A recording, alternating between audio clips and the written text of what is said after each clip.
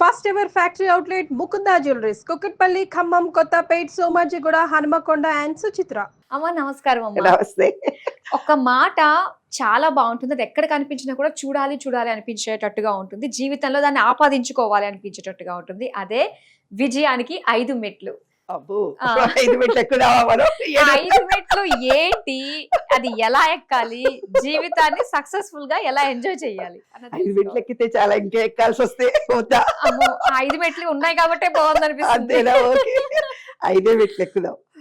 5 మెట్లు అంటే ఏంటంటే, జీవితంలో ఏదో ఒక సంకల్పం కలుగుతుంది మనకి. ఆ సంకల్పం అనేది మన శరీరంలో మూలాధారంలో వేస్తాం. అంటే ఒక ఆలోచన కలుగుతుంది. ఆలోచన కలిగినప్పుడు మాకు ఆ కోరిక తీరలేదు, పెళ్ళిళ్ళు కాలేదు, పిల్లలు పుట్టలేదు, ఏ కోరికలు తీరట్లేదు, ఉద్యోగాలు రావట్లేదు, ఏదేదో చెప్తుంటారు కదా సమాజంలో, చాలా వింటుంటాం మనం. అస్సలు ఎక్కడ దాకా వాళ్ళు ఏం ఆలోచిస్తున్నారు? ఒక చాయ్ కొట్టు పెట్టాడు, నష్టం వస్తుంది. లేదు ఒక భూమి కొనుక్కున్నాడు, ప్లాట్లు చేసి అమ్మాలని, అవి జరగటం లేదు. లేదు పిల్ల పెళ్ళి అనుకున్నాడు, ఒక ఇల్లు కట్టుకోవాలి అనుకున్నాడు. ఇట్లా ఏవేవో కోరికలు ఉంటాయి కదా నాన్న.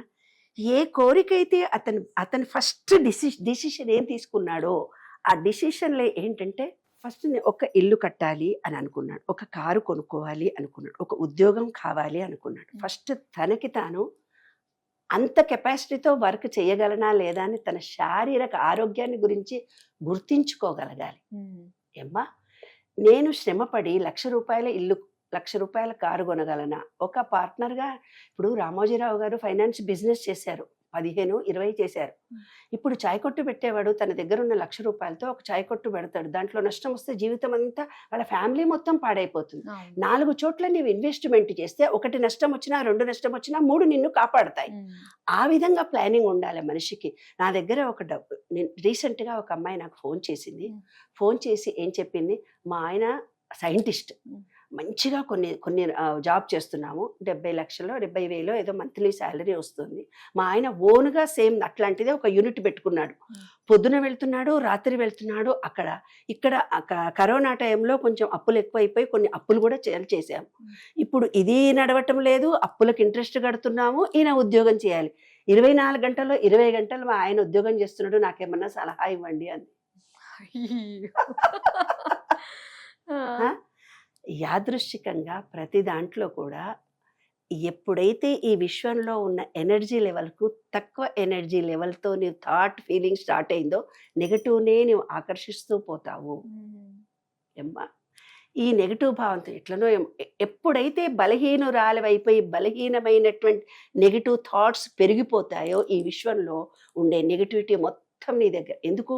పేపర్లో చూస్తే నెగటివ్, పక్కింటి వాళ్ళతో చూస్తే నెగటివ్, పని మనిషితో మాట్లాడితే నెగటివ్, ఏ టీవీ న్యూస్ చూసినా, మీడియా చూసినా, సెల్ ఫోన్ చూసినా ఒక్కటన్నా పాజిటివ్ ఉందా నాన్న? ఇవాళ మన జీవితంలో వెతుక్కుంటే ఉదయం లేవంగానే న్యూస్ చెప్తారు. ఆ న్యూస్ ఫస్ట్ నెగటివ్ న్యూస్. పెద్దగా జర్నలిస్టుల స్పెషలైజేషన్ అదే. ఏ తప్పు ఉందో దాని పైకి ఎత్తు అని. వాళ్ళ జీవితాలు కూడా అలాగే ఉంటాయి. ఎందుకంటే తప్పులించడమే అలవాటు పడిపోయిన జర్నలిస్టులు ఎవరైతే ఉన్నారో, ఇది చాలా అందుకే విశ్వ నియమాల మీద నేను రీసెర్చ్ చేసి 12 సూత్రాలను రాసి, భగవద్గీత కంటే గొప్ప గ్రంథాన్ని రాశాను నేను. దాన్ని విశ్వ నియమాలు అని పెట్టాను.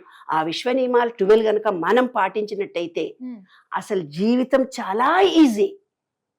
మీరు 5 మెట్లే అడిగినారు, దానికి 12 సూత్రాలు ఉన్నాయి. ఆ 12 అనుకోండి, భగవద్గీత అనుకోండి, అవంతా సంస్కృతం, మన మొహం ఒక ముఖం కూడా అర్థమై చావదు. వాళ్ళు ఏదో తాత్పర్యం చెప్తే తాత్పర్యం చదువుకొని అర్థం చేసుకుంటాం అంతే.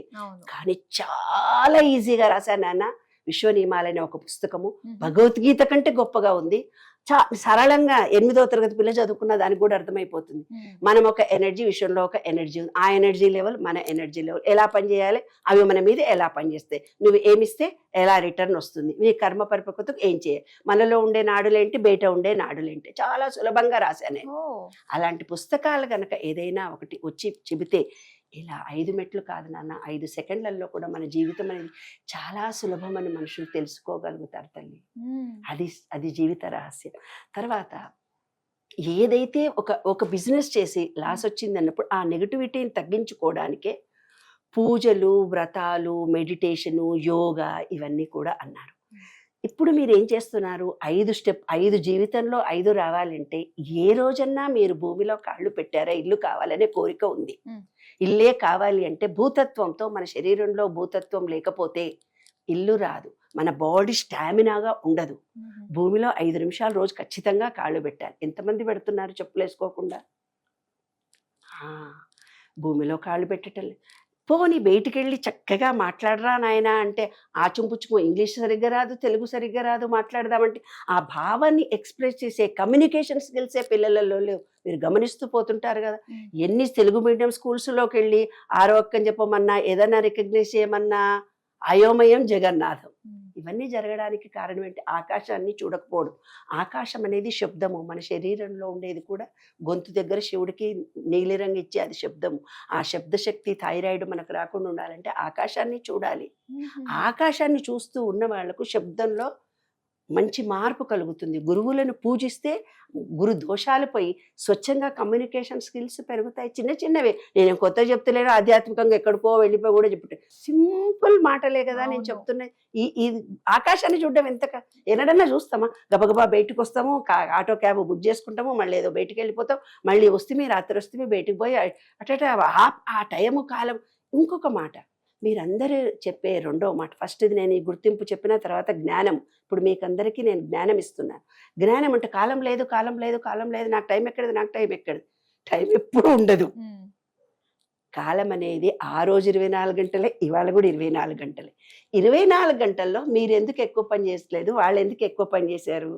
ఆ రోజు ఎక్కువ పని చేసిన వాళ్ళకు జ్ఞానం తక్కువ ఉంది, అంటే ఇంత జ్ఞానం లేదు. ఇప్పుడు మీకు జ్ఞానం ఎక్కువ ఉన్నప్పుడు ఇంకా ఎందుకు కాలం సరిపోవట్లేదు నేను అడుగుతున్నాను. ఎస్, మన పనితనంలో, ప్రొఫెషనాలిటీలో మనకు స్కిల్స్ తగ్గిపోయాయి. కాలం ఉంది. ఆనాడు నేను నీలాగే నారాజయ్యాను, ఇవాళ నీవు నారాజయ్యావు, రేపు ఇంకొకరికి. కాలం ఎప్పుడు మారదు. భగవద్గీతలో చెప్పింది అదే. కాలం ఎప్పుడు స్థిరంగా, నీవు మనసులో థాట్, ఫీలింగ్ నాకు కాలం లేదు, టైం లేదంటే నీకు టైం ఉండదు. నాకు టైం ఉంది అనుకొని నీవు నమ్మకంతో, విశ్వాసంతో ఉంటే బోలెడు టైం ఉంటుంది. అనుకోవడంలోనే ఉంది, అది జ్ఞానము. తర్వాత ఆత్మవిశ్వాసం రావాలి. మూడవది, నేను ఏ పనినైనా చెయ్యగలను. ఏంరా నువ్వు క్లాసులో మనకి వెనకటికి అడిగేవాళ్ళు, నన్ను ఏమడిగేవాళ్ళు తెలిసిన, ఏమవుతావురా నువ్వు, డాక్టర్వా, ఇంజనీర్వా, ఏమవుతావు? టీచర్ అవుతారు వాళ్ళ టీచర్ అవుతారు అనేవాళ్ళు. కాబట్టి కొంతమందిని ధైర్యంగా లేచి నేను పోలీస్ ఆఫీసర్ని అవుతాను, నేను ఐఏఎస్ని అవుతాను, ఏమి చేత కాకపోయినా కొంత ధైర్యమైన మాటలు ఏదైతే చెప్తారో అవి పూర్తిగా వాళ్ళకి ఏంటంటే ఆత్మవిశ్వాసంతో మాట్లాడే మాటలు జీవితానికి ఒక విలువ, గౌరవం పెంచుతుంది. వాళ్ళు జీవితంలో అన్నిటినీ సాధించగలరు. ఆత్మవిశ్వాసం ఎప్పటికీ పోకుండా కాపాడుకోవాలి. ఆత్మవిశ్వాసం ఒకటే కాదు, మళ్ళీ ఇంకోటేం కావాలి, కృషి చేయాలి. ఏదైనా కారు కావాలంటే కారు గురించి, కానీ ఉద్యోగం కావాలంటే ఉద్యోగం గురించి, ఇల్లు కట్టుకోవాలన్నా ఇలాంటి ఇల్లు ఎన్ని రకాలుగా ఉంటుంది. మీ దగ్గర కొంత డబ్బు ఉంది కానీ ఏ ఇల్లు, ఫ్లాట్ కొనుక్కుంటే బాగుంటుంది, ఇల్లు కొనుక్కుంటే పెట్టుబడి పెడితే బాగుంటుందా, ఇలాంటి ఆలోచన. అంటే దానికి కావలసిన ప్రణాళిక అది నిర్మించుకోవాలి. కృషి చేయాలి, కొంచెం మానసికంగా, శారీరకంగా కృషి చేయాలి. తర్వాత ఈ విశ్వానికి మొత్తం ఇచ్చేశారు కానీ ధైర్యంతో ఆ కాలం వచ్చేదాకా వెయిట్ చేయాలి. కాలం నిర్ణయిస్తుంది నీకు ఏ టయానికి ఏ పని కావాలి అని. తొందరపడి నాకు కాలేదు అంటే అది పాపం సబ్ కాన్షియస్ మైండ్ అర్థం కాదు. నిజంగా ఏ పని మీకు జరగదు. నేను కరెక్ట్గా సక్సెస్ఫుల్గా చేశాను, సక్సెస్ఫుల్గా ఆలోచించాను, నేను నిజంగా నీవు ఏమిస్తున్నావో అదే నీకు రిటర్న్ వస్తుంది. కాబట్టి మంచి ఆలోచన, మంచి పనిని, విశ్వంలో అందరికీ కృతజ్ఞత, ప్రేమ. నువ్వు అనుకున్న బీజం ఎక్కడ పోయింది? పూర్తిగా బ్రీత్లో, మూలాధారంలో విత్తనం వేశావు. మూలాధారం పైన స్వాధిష్టాన చక్రం నీరు. ఆ విత్తనము నీ వేసిన కోరికకు నీళ్లు తగిలే. నీళ్లు తర్వాత సూర్యరశ్మి కిరణాలు. ఆ ధైర్యం ఇచ్చుకున్నావు, అందరి సపోర్ట్ లభించింది. ఇక్కడికి వచ్చిన తర్వాత గాలి, విశ్వంలో ఉన్నటువంటి గాలి, ప్రేమ, కృతజ్ఞతాభావం నీవు ఎంత ఇచ్చావు.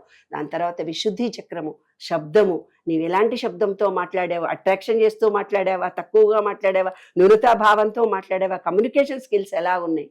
అయిన తర్వాత జ్ఞానం కలుగుతుంది. ఆ విధంగా 5 స్టెప్పుల్లో నీకు జీవితంలో అనుకున్న కోరిక నెరవేరుతుంది. కాబట్టి బీజం వేసేటప్పుడు 5 స్టెప్పుల్లో కూర్చొని మెడిటేషన్ చేసి నీకు ఏది కావాలో, అదృష్టవంతుడిని, ఆరోగ్యవంతుడిని, ఆ మూలాధారానికి గాలి వెళ్ళేటట్టుగా కోరికను చెప్పి మూలాధారానికి ఆ కోరిక చేరాలి. చేరిన తర్వాత దానికి స్వాదిష్టాన చక్రం నీరు, అంటే అందరి సపోర్టు, ఆత్మీయతలు, అనురాగాలు, విశ్వంతో కాంటాక్ట్. దాని తర్వాత సూర్యుడు, డైజెషన్ కెపాసిటీ తక్కువ ఉన్నోళ్ళు ఇటువంటి ఆలోచనలు ఏం చేస్తే సక్సెస్ఫుల్గా మంచి థాట్ రాదు. నువ్వు తినే ఆహారమే నీ ఆలోచన. సాత్విక ఆహారం తింటూ సాత్వికమైన పనులు చేస్తే నీకు మంచి ఆలోచన వచ్చి ఈ విశ్వం నీతోటి ఒక మర్రెని కట్ చేస్తేవి, గొర్రెని కట్ చేస్తే, చెట్టుని కట్ చేస్తేనే తప్పన్నాను, అక్కడ పోయి మేకను కట్ చేస్తేవి, అది విశ్వంలో అవి బ్రతకాల్సిన వాటిని నీవు చంపేశావు. కాబట్టి అది నీ శరీరంలోకి పోయిన తర్వాత అది ఎంత బాధపడ్డదో అంత ఎనర్జీ వస్తుంది సైంటిఫిక్గా. కానీ దాని నుంచి నెగిటివిటీ కూడా నీకు వస్తుంది.